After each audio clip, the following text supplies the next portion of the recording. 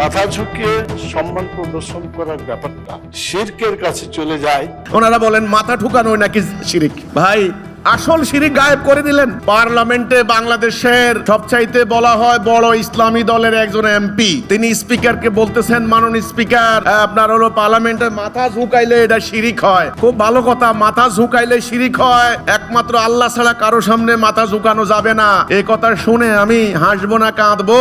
যেই বিধানকে অস্বীকার করে আল্লাহর বিধান কায়েম করার কথা, সেই বিধানকে ওনারা আলিঙ্গন করে নিয়ে সেই বিধান রক্ষণাবেক্ষণ করার জন্য শপথ নিয়ে ওনারা বলেন মাথা ঠুকানো নাকি শিরিক। ভাই আসল শিরিক গায়েব করে দিলেন। তাহলে এখন বলেন সবচেয়ে বড় গুনাহ কি?